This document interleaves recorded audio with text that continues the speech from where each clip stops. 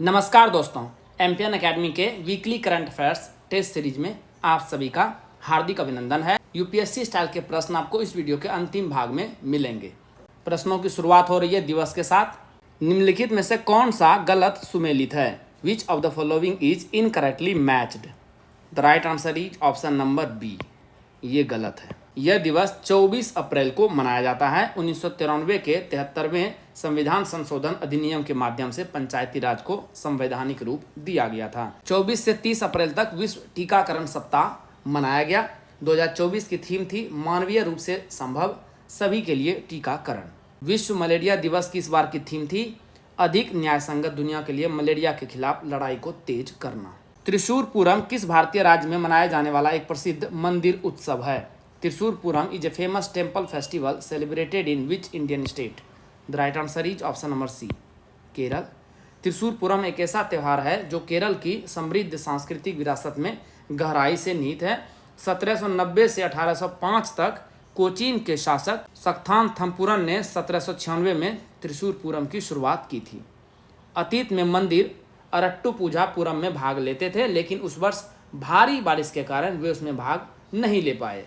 मंदिर उत्सवों की परंपरा को जारी रखने के लिए सक्थान थम्पुरन ने त्रिशूर में अपना खुद का मंदिर उत्सव शुरू करने का फैसला किया, जिसके बाद त्रिशूर पूरम मनाया जाने लगा। निम्नलिखित में से किसे एस्ट्रोनॉटिकल सोसाइटी ऑफ इंडिया द्वारा आर्यभट्ट पुरस्कार 2024 से सम्मानित किया गया है? Who among the following has been honored with the Aryabhatta Award 2024 by the Astronautical Society of India?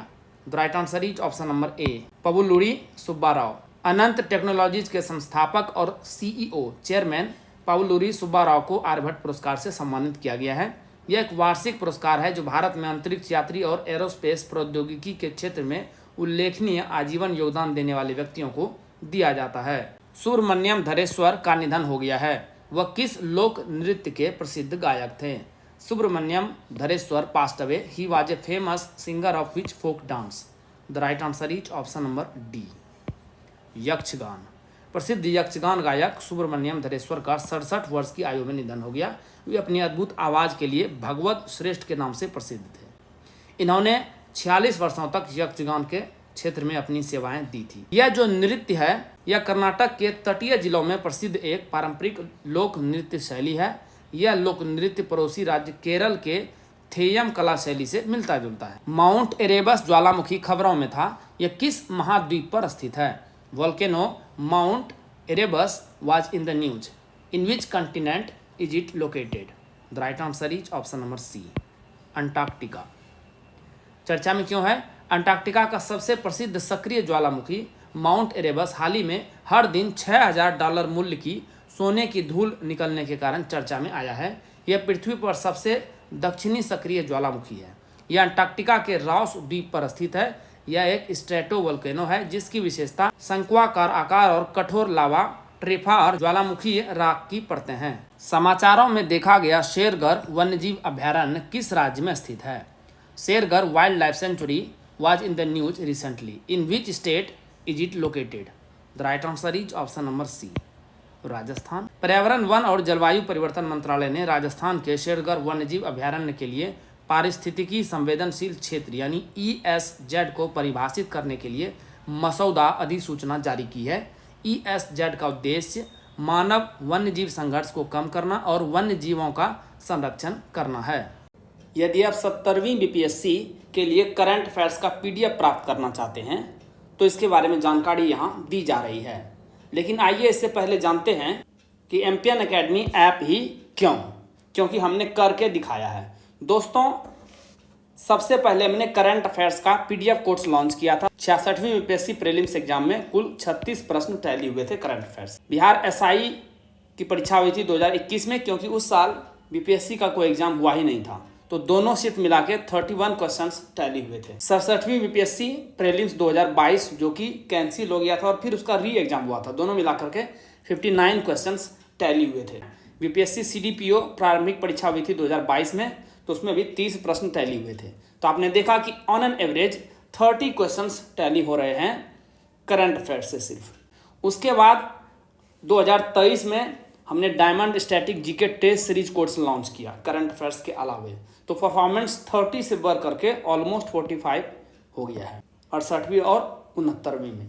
तो आपने देखा 4 साल 6 exam, consistency at its best.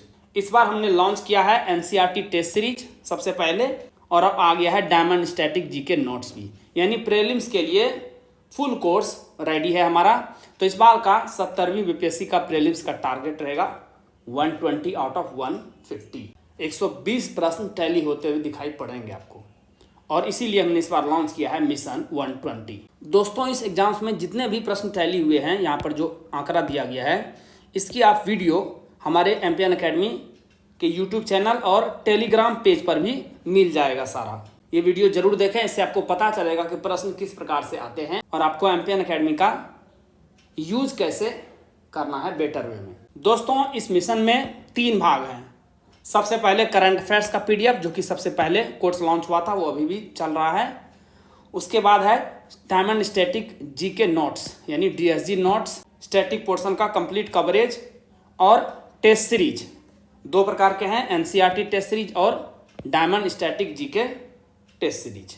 तो यदि आप तीनों कवर करते हैं तो हमारा सब मिलाकर के होता है मिशन 120, यानी एक ही लक्ष्य है 70वीं बीपीएससी प्रीलिम्स एग्जाम में 150 में से 120 प्रश्न टैली कराना। सबसे पहले करंट अफेयर्स। साल भर के करंट अफेयर्स को आप, यानी 1 ईयर ऑफ करंट अफेयर्स का सिस्टमेटिक रिवीजन कर सकते हैं केवल 18 घंटों में। आइए अब बात करते हैं newly launched diamond static GK notes की। सब्जेक्ट वाइज पीडीएफ नोट्स आपको मिलेंगे दोस्तों। और ये क्या है पीडीएफ नोट्स? इस पीडीएफ नोट्स में दोस्तों आपको एनसीईआरटी और स्टैंडर्ड बुक्स दोनों को मिला करके एक निचोड़ प्रस्तुत किया गया है। फैक्ट्स तो सारे मिलेंगे ही मिलेंगे, कंसेप्ट भी मिलेंगे। इसमें diagram, flow chart, pictures, tables और वन लाइनर्स सबका बेहतरीन आपको इस्तेमाल दिखेगा। आपको अलग से कोई भी नोट्स बनाने की ज़रूरत नहीं है। इसे आप स्टडी कीजिए और फास्ट टाइम में इसका रिवीजन कीजिए, है ना कमाल। इस प्रकार का कंटेंट आपको मार्केट में और ऑनलाइन कहीं भी उपलब्ध नहीं मिलेगा। अब आपने स्टडी तो कर ली है, इसका प्रैक्टिस भी तो जरूरी है। तो इसके लिए हमारे पास 2 तरह के टेस्ट सीरीज हैं। एक है एनसीईआरटी टेस्ट सीरीज और एक है diamond static GK test series. ये पीडीएफ नोट्स और टेस्ट सीरीज आपको मिलेगा कैसे? सबसे पहले आप MPN academy app Google play store पर चले जाएंगे, उसे डाउनलोड कर लेंगे। आपको इस प्रकार का लोगो दिखेगा। ओटीपी डाल करके स्टोर सेक्शन में चले आएंगे, वहाँ पर जाकर के आप कोर्स चुनिए। जैसे ही कोर्स पर क्लिक करेंगे, वहाँ पर नीचे आपको दिखेगा आई एम इंटरेस्टेड का एक बटन। वहाँ जैसे ही क्लिक करेंगे तो आपको पेमेंट का लिंक उपलब्ध हो जाएगा आपके मैसेज में, और व्हाट्सएप पर भी लिंक आ जाएगा। वहाँ पर जाके शुल्क का भुगतान कर दीजिए। एमपीएन एकेडमी ऐप के कंटेंट सेक्शन में आपको कोर्स उपलब्ध हो जाएगा। भारतीय कुश्ती महासंघ के एथलीट आयोग के अध्यक्ष के रूप में किसे चुना गया है? Who was elected as the chairman of the athletes commission of the wrestling federation of India? The right answer is option number C, Narsingh Yadav. राष्ट्रमंडल खेलों के पूर्व स्वर्ण पदक विजेता नरसिंह पंचम यादव को भारतीय कुश्ती महासंघ के एथलीट आयोग का अध्यक्ष चुना गया है, जिससे खेल की विश्व शासी संस्था द्वारा निर्धारित प्रक्रिया पूरी हो गई है। इस पद पर यादव का चुनाव खेलों की विश्व शासी संस्था यूनाइटेड वर्ल्ड रेसलिंग द्वारा निर्धारित एक आदेश को पूरा करता है, जिसके तहत रेसलिंग फेडरेशन ऑफ इंडिया को पहलवानों की शिकायतों को दूर करने के लिए एथलीट आयोग की स्थापना करनी थी। भारतीय नौसेना ने किसी भी समुद्री सुरक्षा चुनौतियों से निपटने के लिए अपनी तैयारियों की जांच के प्रयासों के तहत पूर्वी तट पर कौन सा अभ्यास किया?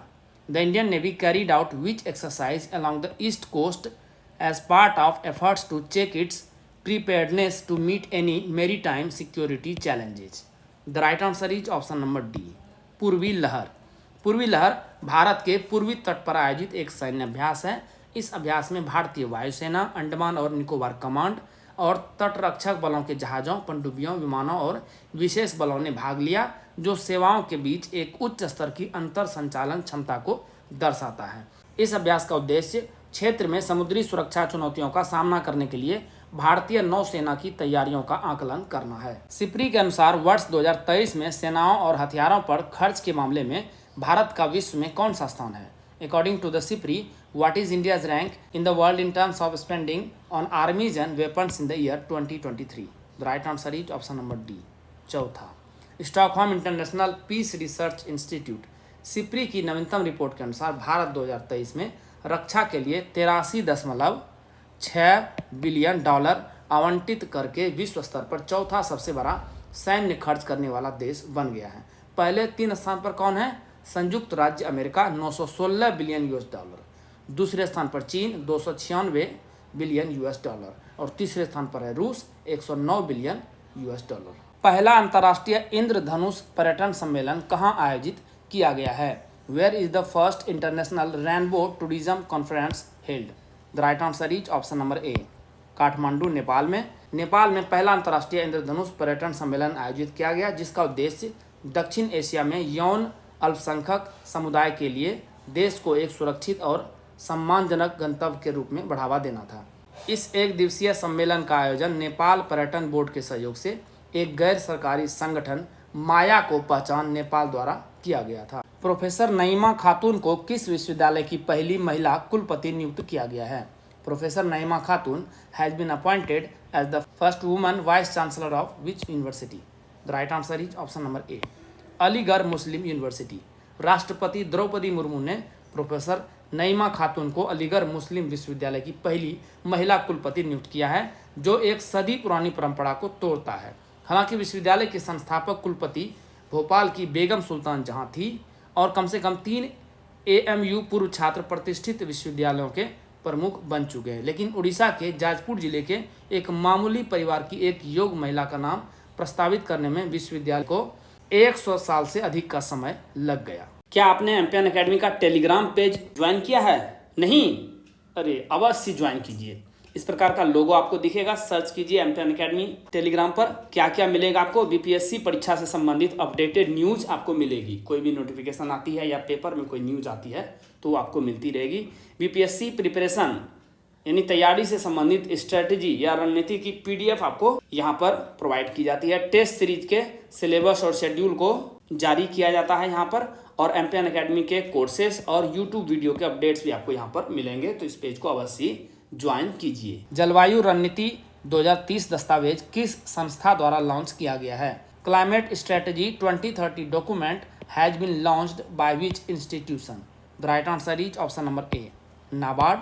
हाल ही में राष्ट्रीय कृषि और ग्रामीण विकास बैंक नाबार्ड ने अपनी जलवायु रणनीति 2030 दस्तावेज का अनावरण किया, जिसका उद्देश्य भारत की हरित वित्त पोषण की आवश्यकता को पूरा करना है। नाबार्ड भारत में ग्रामीण क्षेत्र के वित्त पर ध्यान केंद्रित वाला शीर्ष विकास बैंक है। 1982 में स्थापित यह संसद द्वारा अनिवार्य रूप से कृषि, लघु उद्योग, कुटीर उद्योग और ग्रामीण परियोजनाओं के लिए वित्तीय सहायता प्रदान करता है। इसका मुख्यालय है मुंबई में। अग्निकेली उत्सव किस राज्य में मनाया जाता है? Agnikeli festival is celebrated in which state? The right answer is option number C, Karnataka. Karnataka के मंगलुरु में हर साल अप्रैल में होने वाला पारंपरिक कार्यक्रम थूदे धारा या अग्निकेली 8 दिनों तक चलता है। कर्नाटक के मंगलुरु में श्री दुर्गा परमेश्वरी मंदिर में एकत्रित होते हैं और हिंदू युद्ध की देवी के सम्मान में धूते धारा या अग्निकेली उत्सव मनाने के लिए एक दूसरे पर जलते हुए तार के पत्ते फेंकते हैं। कौन सा भारतीय ब्रांड 2024 T20 विश्व कप के लिए स्कॉटलैंड और आयरलैंड क्रिकेट टीमों को प्रायोजित करेगा? Which Indian brand will sponsor Scotland and Ireland cricket teams for the 2024 T20 World Cup? The right answer is option number D, Nandini. अपनी अंतर्राष्ट्रीय उपस्थिति को मजबूत करने के लिए कर्नाटक दुग्ध महासंघ के डेयरी ब्रांड नंदिनी ने आगामी 2024 T20 विश्व कप के लिए स्कॉटलैंड और आयरलैंड की क्रिकेट टीमों को प्रायोजित करने के अपने निर्णय की घोषणा की है। All in one payment device Bharat पे वन किसने लॉन्च किया है? Who has launched the all-in-one payment device Bharat पे one? The right answer is option number C, Bharat पे। भारतीय फिनटेक फर्म भारत पे ने भारत पे वन लॉन्च किया है, जो एक ऑल इन वन पेमेंट उत्पाद है, जो एक डिवाइस में point of sale POS, QR code और स्पीकर को एकीकृत करता है। इस उत्पाद को पहले चरण में 100 शहरों में और अगले 6 महीनों में 450 शहरों में लॉन्च किया जाएगा। सौरभ घोषाल किस खेल से संबंधित हैं जिन्होंने हाल ही में अपने संन्यास की घोषणा की है? To which sport is Saurabh Ghoshal associated to who announced his retirement recently? The right answer is option number B, squash। Bharat के शीर्ष पुरुष स्क्वैश खिलाड़ी सौरभ घोषाल ने 21 साल के करियर के बाद पेशेवर स्क्वैश से संन्यास ले लिया। 2003 में शुरुआत करने वाले घोषाल ने 10 पीएसए खिताब जीते और 18 फाइनल में पहुंचे। इनकी आखिरी जीत 2021 में मलेशियाई ओपन में हुई थी।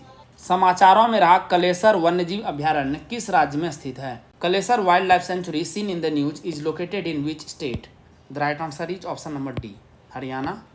सुप्रीम कोर्ट ने हरियाणा के यमुनानगर जिले के पूर्वी भाग में स्थित कलेसर वन्यजीव अभयारण्य के भीतर 4 प्रस्तावित बांधों के निर्माण पर रोक लगा दी है। यह हिमालय के शिवालिक तलहटी में बसा है और इसके पूर्व में यमुना नदी बहती है। अभयारण्य की विविध स्थलाकृति मैदानों से लेकर 700 मीटर की ऊंचाई तक की पहाड़ियों तक फैली हुई है, जिसमें घाटियां और मौसमी नदियां शामिल हैं। भारत के प्रधानमंत्री ने किस स्थान पर भगवान महावीर निर्वाण महोत्सव का उद्घाटन किया? Prime minister of India inaugurated the भगवान महावीर निर्वाण महोत्सव eight which place? The right answer is option number ए, नई दिल्ली। प्रधानमंत्री नरेंद्र मोदी ने महावीर जयंती पर नई दिल्ली में 2550वें भगवान महावीर निर्वाण महोत्सव का उद्घाटन किया। दीपांशु शर्मा ने एशियाई अंडर 20 एथलेटिक्स चैंपियनशिप में भाला फेंक में किसे हराया? Whom did Deepanshu Sharma defeated in javelin throw at the Asian Under 20 Athletics Championship? The right answer is option number B, Rohan Yadav. Dubai संयुक्त अरब अमीरात में एशियाई अंडर 20 एथलेटिक्स चैंपियनशिप में उत्तर प्रदेश के दीपांशु शर्मा ने पुरुषों की भाला फेंक स्पर्धा में स्वर्ण पदक जीता। इसी स्पर्धा में भाग ले रहे रोहन यादव ने रजत पदक जीता। दीपांशु ने 70.29 मीटर भाला फेंककर स्वर्ण पदक जीता, जबकि रोहन ने कितना फेंका था? 70.03 मीटर। रोइंग में भारत का पहला ओलंपिक कोटा किसने हासिल किया है? Who has secured India's first Olympic quota in rowing? The right answer is option number C, Balraj Pawar. Balraj Pawar ने कोरिया के चुंगजू में एशियाई और ओशियन ओलंपिक क्वालिफिकेशन रेगाटा में पुरुषों की सिंगल स्कल्स में कांस्य पदक हासिल करके भारत के लिए पहला पेरिस 2024 रोइंग कोटा हासिल किया। गीता सबरवाल को किस देश में संयुक्त राष्ट्र निवासी समन्वयक के रूप में नियुक्त किया गया है? Geeta Sabharwal has been appointed as the UN resident coordinator in which country? The right answer is option number D, Indonesia. संयुक्त राष्ट्र महासचिव एंटोनियो गुटरेस ने भारत की गीता सबरवाल को इंडोनेशिया में संयुक्त राष्ट्र की नई रेजिडेंट कोऑर्डिनेटर नियुक्त किया है। सबरवाल विकास, जलवायु परिवर्तन, सतत शांति, शासन और सामाजिक नीति के क्षेत्र में अपने लगभग 3 दशकों के अनुभव के साथ यह पदभार संभाल रही हैं। आईसीसी पुरुष T20 विश्व कप 2024 का ब्रांड एम्बेसडर किसे नियुक्त किया गया है? Who has been appointed as the brand ambassador of ICC men's T20 world cup 2024? The right answer is option number B, Usain Bolt. दिग्गज धावक उसैन बोल्ट को आगामी आईसीसी पुरुष T20 विश्व कप का आधिकारिक राजदूत बनाया गया है, जिसकी मेजबानी 1 से 29 जून तक वेस्टइंडीज और संयुक्त राज्य अमेरिका द्वारा की जा रही है। जमैका के इस एथलीट ने एथलेटिक्स में एक अलग ही मुकाम हासिल किया है। इन्होंने 2008 से 2016 के बीच लगातार 3 ओलंपिक खेलों में 3 स्वर्ण पदक जीतकर इतिहास में अपना नाम दर्ज कराया है। हाल ही में चर्चा में रहा भारतीय ऐतिहासिक अभिलेख आयोग किस मंत्रालय के अधीन कार्य कर रहा है? Indian historical records commission which was in the news recently is functioning under which ministry? The right answer is option number C, संस्कृति मंत्रालय, मिनिस्ट्री ऑफ कल्चर। केंद्रीय संस्कृति मंत्रालय के तहत काम करने वाले भारतीय ऐतिहासिक अभिलेख आयोग ने एक नया लोगो और आदर्श वाक्य जारी किया है। यह अभिलेखीय मामलों पर एक शीर्ष सलाहकार निकाय है। इसकी स्थापना वर्ष 1919 में की गई थी। आदर्श वाक्य क्या अपनाया गया है? यत्र इतिहासं भविष्यं प्रकाशन। इसका अर्थ है जहां इतिहास को भविष्य के लिए संरक्षित किया जाता है। सुधीर कक्कर का हाल ही में निधन हो गया। उन्हें निम्नलिखित में से किसका जनक कहा जाता था? Sudhir Kakkar passed away recently. He was called the father of which of the following? The right answer is option number C, मनोविश्लेषक के जनक, यानी father of psycho analysis. Sudhir Kakkar एक मनोविश्लेषक होने के साथ साथ एक प्रसिद्ध लेखक भी थे। कक्कर ने मनोविश्लेषण के भारतीय संस्कृति, पौराणिक कथाओं और धर्म के साथ प्रतिच्छेदन पर कई किताबें और लेखें लिखे। इनकी प्रमुख पुस्तकों में से the inner world, A psycho analytic study of childhood and society in India काफ़ी प्रसिद्ध थी। आइए अब यूपीएससी स्टाइल के प्रश्नों को हल करते हैं। दुर्गा 2 लेजर हथियार के संदर्भ में निम्नलिखित कथनों पर विचार करें। With reference to the Durga 2 laser weapon consider the following statements. कौन सा कथन सही है यह बताना है, एक एक कर दोनों को देखते हैं। यह 100 किलोवाट का हल्का निर्देशित ऊर्जा हथियार है और इसका इस्तेमाल केवल भारतीय सेना द्वारा किया जा सकता है। यह सही है। इसे DRDO द्वारा विकसित किया गया था। यह भी सही है। तो दोनों सही है। ऑप्शन नंबर सी सही जवाब होगा। इसका इस्तेमाल सशस्त्र बलों, सेना, नौसेना, वायुसेना द्वारा किया जा सकता है। इसका उद्देश्य भारतीय सशस्त्र बलों को ड्रोन, मिसाइल और तोपखाने के गोले सहित विभिन्न खतरों को बेअसर करने में सक्षम अत्याधुनिक तकनीक प्रदान करना है। एक्सोस्केलेटन प्रौद्योगिकी के बारे में निम्नलिखित कथनों पर विचार करें। Consider the following statements about the exoskeleton technology. कौन सा कथन सही नहीं है यह बताना है, यानी गलत स्टेटमेंट को बताना है। DRDO ने एक्सोस्केलेटन के लिए उभरती हुई प्रौद्योगिकी और चुनौतियां पर अंतर्राष्ट्रीय कार्यशाला का आयोजन किया। यह सही कथन है। यह पहनने योग्य उपकरण है जिनका उपयोग चिकित्सा, सैन्य, बचाव, संचालन, औद्योगिक और उपभोक्ता उपयोग जैसे विविध क्षेत्रों में किया जाता है। यह भी सही है। बाल चिकित्सा एक्सोस्केलेटन गतिशीलता समस्याओं वाले बच्चों के लिए डिजाइन किए गए हैं। यह भी सही है। तो कोई भी कथन गलत नहीं है। ऑप्शन नंबर डी सही जवाब होगा, none of the above. Bengaluru ने DRDO द्वारा आयोजित इस अंतर्राष्ट्रीय कार्यशाला की मेजबानी की है। भारतीय संविधान की 6ठी अनुसूची के बारे में निम्नलिखित कथनों पर विचार करें। Consider the following statements regarding the 6th schedule of the Indian constitution. कौन सा कथन सही है यह बताना है। इसमें असम, मेघालय, त्रिपुरा और मिजोरम और मणिपुर में आदिवासी क्षेत्रों के प्रशासन से संबंधित प्रावधान शामिल है। यह गलत है। 6ठी अनुसूची में असम, मेघालय, त्रिपुरा और मिजोरम राज्यों में जनजातीय क्षेत्रों के प्रशासन से संबंधित प्रावधान शामिल है, यानी मणिपुर इसमें नहीं है। यह आदिवासी क्षेत्रों में स्वायत्त जिला परिषदों की स्थापना का प्रावधान करता है। यह सही है। भारत के राज्यपाल 6ठी अनुसूची के तहत आदिवासी क्षेत्रों के प्रशासन में महत्वपूर्ण भूमिका निभाते हैं। यह भी सही है। तो सही जवाब हो जाएगा ऑप्शन नंबर बी। दूसरा और तीसरा सही है। राज्यपाल के पास इन जिलों को पुनर्गठित करने की शक्ति है, जिसमें उनकी सीमाओं और नामों को समायोजित करना है और यहाँ तक कि इन्हें कई स्वायत्त क्षेत्रों में विभाजित करना शामिल है, यदि वहाँ विविध जनजातीय आबादी है। शांति खंड शब्द अक्सर समाचारों में दिखाई देते हैं। निम्नलिखित में से किससे संबंधित है यह? The term peace clause appear in the news frequently related to which of the following? The right answer is option number A. कृषि समझौते के तहत सब्सिडी प्रदान करने वाले देशों को अन्य WTO समझौतों के तहत चुनौती दिए जाने से बचाता है। प्रावधान यह प्रदान करते हैं कि ग्रीन बॉक्स घरेलू समर्थन उपाय सब्सिडी और प्रतिपूरक उपायों पर WTO समझौते के तहत प्रतिपूरक शुल्क कार्रवाई या अन्य सब्सिडी कार्रवाई का विषय नहीं हो सकते हैं। एमपॉक्स वायरस के संदर्भ में निम्नलिखित कथनों पर विचार करें। With reference to mpox virus consider the following statements. कौन सा कथन सही है यह बताना है। यह पोक्सविरिडे परिवार से संबंधित है, जिसमें बड़े दोहरे स्ट्रैंड वाले DNA वायरस होते हैं। यह सही है। एमपॉक्स मुख्य रूप से जानवरों, विशेष रूप से कृंतकों और प्राइमेट्स से सीधे संपर्क या दूषित वस्तुओं के माध्यम से मनुष्यों में फैलता है। यह भी सही है। तो सही जवाब होगा ऑप्शन नंबर सी। बोथ 1 और 2 दोनों सही है। एमपॉक्स, जिसे मंकी पॉक्स के नाम से भी जाना जाता है, एक DNA वायरस है। यह पोक्सविरिडे परिवार से संबंधित है, जिसमें बड़े डबल स्ट्रैंडेड DNA वायरस होते हैं। इस वायरस की पहचान सबसे पहले 1958 में बंदरों में हुई थी, लेकिन तब से यह मनुष्यों को भी संक्रमित करता पाया गया है। दोस्तों, जैसा कि बताया गया है, इस वीडियो लेक्चर का PDF आपको हिंदी और इंग्लिश दोनों भाषाओं में फुल डिस्क्रिप्शन के साथ अलग अलग एम्पियन एकेडमी ऐप पर मिलेगा। दोस्तों, इन PDF के सहारे आप इस वीडियो लेक्चर को आसानी से 5 से 6 मिनट में रिवाइज कर पाएंगे, जिससे आपका बहुत सारा समय बचेगा, जिसे आप स्टैटिक पोर्शन पर खर्च कर सकते हैं और अपने टाइम को बेटर मैनेज कर सकते हैं। ऐप का लिंक आपको इस वीडियो के डिस्क्रिप्शन बॉक्स और पिन्ड कमेंट सेक्शन में मिल जाएगा। चलिए अंतिम प्रश्न को हल करते हैं। निम्नलिखित में से कौन सा जातीय समुदाय म्यांमार में रहता है? Which of the following ethnic communities reside in Myanmar? सही उत्तर चुनना है। बामर, यह सही है। चीन, यह भी सही है। काचिन, यह भी सही है। कारन, यह भी सही है। माकू नहीं। तो सही जवाब होगा ऑप्शन नंबर डी, केवल 1, 2, 3 और 4। आधिकारिक तौर पर म्यांमार के कई जातीय समुदायों को मोटे तौर पर स्थानों के आधार पर 8 आधिकारिक समूहों में बांटा गया है। 8 आधिकारिक समूह हैं। बामर 68% सर्वाधिक, चीन, काचिन, करेन, काया, मोन, राखिन और शान। जबकि जो माकू जनजाति है यह ब्राज़ील के गुयाना हाईलैंड्स में रहती है।